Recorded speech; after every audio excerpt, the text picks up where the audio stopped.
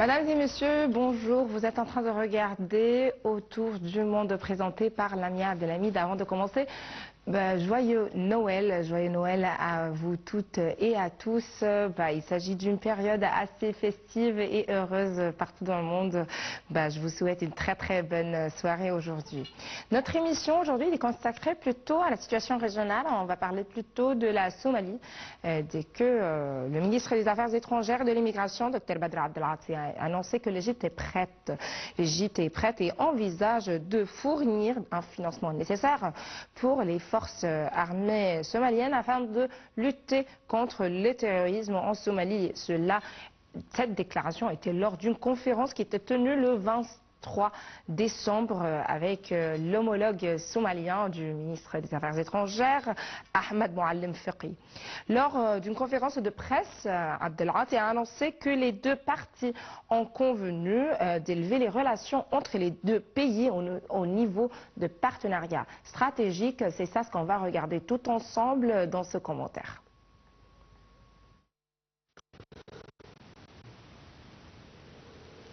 Le ministre égyptien des Affaires étrangères, Dr Badr Abdelati, a annoncé que l'Égypte envisage de fournir le financement nécessaire aux forces armées somaliennes afin de leur permettre de lutter contre le terrorisme. Lors d'une conférence de presse tenue au Caire le 23 décembre avec son homologue somalien, Ahmed Moualem Fiqi. L'Égypte participera à la mission de sécurité du Conseil africain de paix et de sécurité en Somalie. C'est le choix de la diplomatie égyptienne et d'affirmer: l'Égypte soutient fermement l'unité et la souveraineté de la Somalie sur son territoire, rejetant toute ingérence dans ses affaires intérieures. Lors de la conférence de presse, Dr Abdelati a annoncé que les deux parties ont convenu d'élever les relations entre les deux pays au niveau de partenariat stratégique. Dans ce contexte, il a annoncé que l'Égypte et la Somalie organiseront un forum économique entre les deux pays à la mi-janvier prochain au Caire.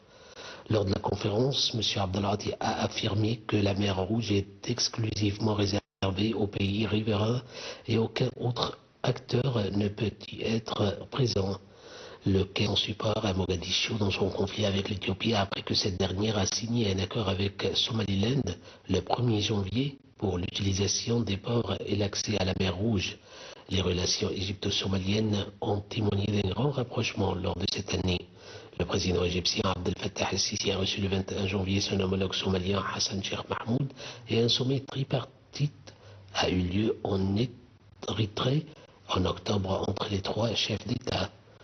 Nous nous rencontrerons prochainement dans le cadre du mécanisme de coopération tripartite entre l'Égypte, la Somalie et l'Érythrée, a affirmé Dr Abdelati. Suite à la conférence de presse, un communiqué conjoint a été publié entre les deux chefs de la diplomatie. Les deux ministres ont convenu de l'importance d'élever les relations entre les deux pays au niveau de partenariat stratégique en organisant des discussions successives consacrées à des axes stratégiques. Pour mieux comprendre cette question, on va avoir nos informations d'une source fiable, assez fiable, expert en sécurité, colonel M. Saïd Fathi. Bonjour. Bonjour. Bonjour, Monsieur Saïd, j'espère que vous allez bien. Joyeux Noël avant de tout. J'aimerais quand même vous poser une question au début, avant de tout commencer. Pourquoi la sécurité en Somalie est assez primordiale et nécessaire pour l'Égypte? À quoi la lutte contre le terrorisme en Somalie, ça nous affecte? Et il s'agit d'une question assez importante pour la politique égyptienne. Permettez-moi tout d'abord de présenter mes sincères vœux à vous et à tous les collègues qui travaillent avec vous. Et tout d'abord, je tiens à dire quelque chose un petit peu que vous m'aviez appelé colonel. Oui. Malheureusement, je suis un général depuis des dizaines d'années. Oui, pas de problème. Je m'excuse énormément. Pas de problème. Mais je tiens à dire que la Somalie est un des pays arabes. C'est un pays membre, bien sûr, à la Ligue arabe. Et il y a beaucoup, comme nous le savions, il y a beaucoup de conflits entre la Somalie et l'Éthiopie d'une part. D'autre part, bien sûr, notre grand pays tient à avoir de très bonnes relations avec les différents pays et les pays africains et le monde entier en général. Mais comme nous le savions nous tous qu'il y a beaucoup de problèmes entre les différents pays. Et ce qui mène à dire qu'il y a des différents conflits entre la Somalie et l'Éthiopie. Bien sûr, l'Égypte a réussi à signer un accord avec la Somalie pour prendre des mesures sécuritaires afin, bien sûr, de sécuriser la situation en Afrique en général et en Somalie spécialement. Ce qui mène à dire que la situation était un peu grave et il a duré beaucoup de temps. Mais actuellement, bien sûr, je trouve qu'il y a une certaine stabilité, ce qui se passe actuellement, et qui mène à dire que la situation est un peu stable. Il faut prendre en considération quelque chose de très important, c'est que le président somalien était en visite dans notre pays il y a à peu près 2 mois, Monsieur Mohamed Cheikh, et il y a eu différentes rencontres avec les différents grands responsables de notre pays et surtout avec le grand héros, le président de la République Sissi. Ce qui mène à dire que, bien sûr, il faut avoir des relations, des très bonnes relations avec notre pays et ainsi tous les différents pays du monde, spécialement les pays arabes et africains, et qui mène à dire de trouver ou de faire face pour essayer de trouver les différents moyens d'une certaine stabilité et affronter le colonialisme qui essaye de le faire des différents autres pays voisins. Et à votre avis, est-ce que la sécurité de la Somalie ou bien le terrorisme au Somalie, lutter contre cela va nous affecter de manière directe? C'était plutôt ça. Est-ce que ça nous affecte, genre la situation sécuritaire en Somalie, en tant que pays quand même dans la même région un petit peu, pas trop, mais est-ce qu'on a un intérêt direct?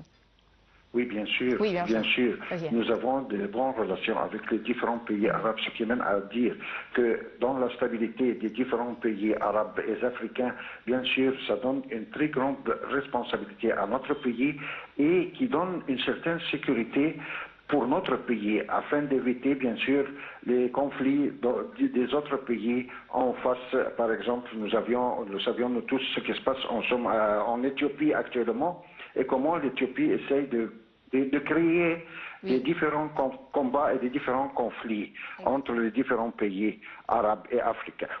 J'aimerais quand même, je m'intéresse beaucoup puisque vous êtes un expert en sécurité. L'Égypte déjà a lutté contre le terrorisme en Égypte et on a très bien réussi pour faire cela.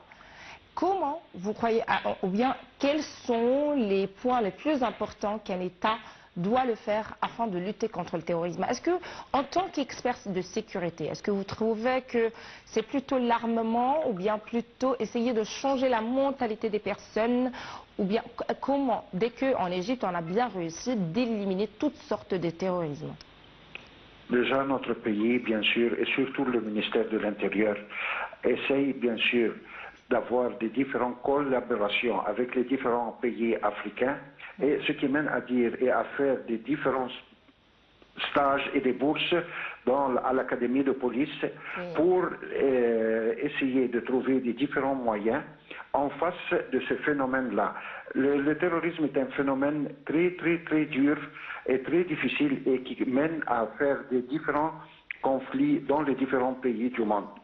Ce qui mène à dire, bien sûr, qu'il doit y avoir une très bonne collaboration avec notre pays et ainsi que les différents pays du monde, ce qui mène à dire que nous sommes, bien sûr, nous avons de très grands experts qui travaillent dans les pays africains et les pays arabes afin de trouver des moyens et de faire face contre ce phénomène-là. Et bien sûr, il faut prendre en considération quelque chose de très important.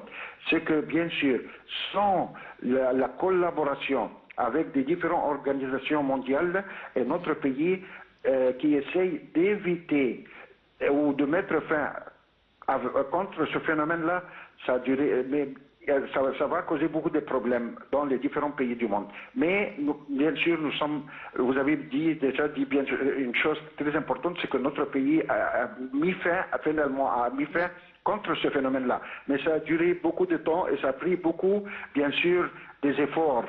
On peut dire que notre pays a déjà une très grande expérience dans ce domaine-là, ce qui demande à donner des différentes expériences aux différents pays arabes et africains afin de mettre fin contre ce phénomène. Le général Saïd Fathi, je vous remercie infiniment pour ces informations. Je m'excuse également auprès de vous encore une fois pour ma petite erreur. Je m'excuse énormément. Merci beaucoup pour votre information. Et bon, pour continuer notre émission, le ministre des Affaires étrangères et de l'immigration, Dr Badr Abdelati, qui a affirmé l'importance du rôle de l'Égypte dans le soutien des questions concernant le continent africain à tous les niveaux, ce qui est bien évidemment. Et cette déclaration a été faite lors d'un entretien qui était fait entre M. Abdelati et Mme Hanan Morsi. Hanan Morsi est la candidate égyptienne au poste de vice-présidente de la Commission de l'Union africaine. Et dans ce cadre de la tournée de Mme Morsi, qui était effectuée dans les pays membres de l'Union africaine pour obtenir plutôt de soutien, voici un commentaire qui nous explique tous les détails. Le ministre des Affaires étrangères et des Migrations et des Expatriés, Badr Abdelati, a affirmé l'importance du rôle de l'Égypte dans le soutien aux questions concernant le continent africain à tous les niveaux. Cette déclaration a été faite lors d'un entretien entre M. Abdelati et Mme Hanan Morsi, candidate égyptienne au poste de vice-présidente de la Commission de l'Union africaine, et ce dans le cadre de la tournée de Mme Morsi effectuée dans les pays membres de l'Union africaine. M. Abdelati a précisé que cette candidature s'inscrivait dans le cadre de l'orientation de l'État égyptien de renforcer sa présence au sein de cette organisation régionale et internationale et de promouvoir les cadres compétents qualifiés pour ces postes clés afin d'affirmer l'engagement de l'Égypte au soutien de l'Union africaine et à la réalisation des objectifs du continent africain.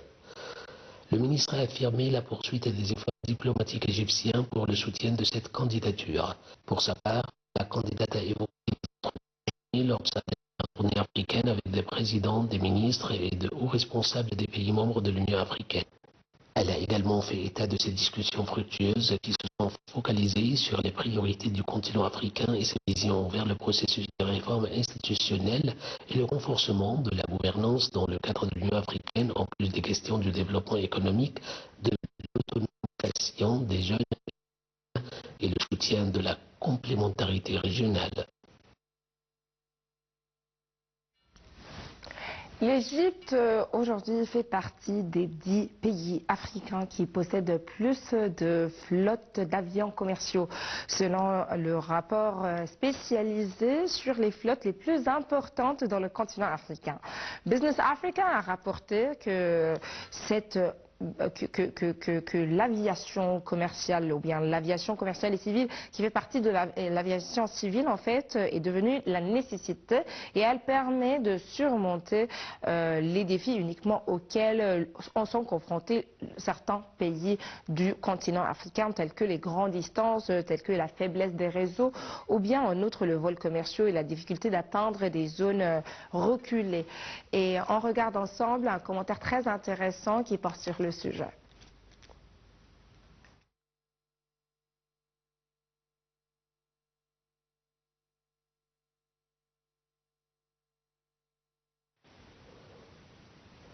L'Égypte fait partie des 10 pays africains possédant les plus grandes flottes d'avions commerciaux. Selon un rapport spécialisé sur les flottes les plus importantes du continent africain, selon la MENA, Business Africa a rapporté que l'aviation commerciale, qui fait partie de l'aviation civile, est devenue une nécessité car elle permet de surmonter les défis uniques auxquels sont confrontés certains pays du continent, tels que les grandes distances, la faiblesse des réseaux de vols commerciaux et la difficulté d'atteindre des zones reculées.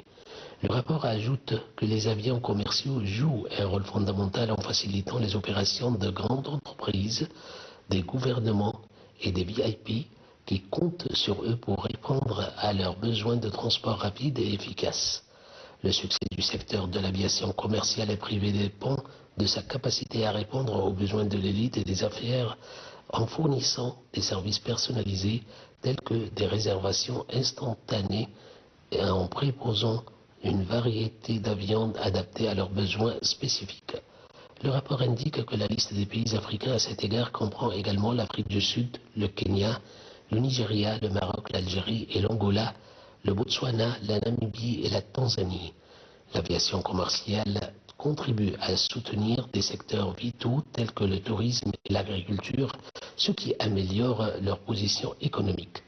Le rapport souligne que malgré cette croissance remarquable du secteur, l'aviation commerciale en Afrique est confrontée à des défis majeurs, notamment des coûts d'exploitation élevés et des complexités réglementaires dans certains pays. Cependant, ces défis n'empêchent pas le secteur de continuer à croître et à se développer, reflétant l'importance de l'aviation commerciale pour améliorer les économies du continent et répondre à ses besoins croissants. Mesdames et messieurs, fin de cette émission. Encore une fois, joyeux Noël. C'était avec vous Lamia Abdelhamid. Merci beaucoup de nous avoir suivis. Au revoir.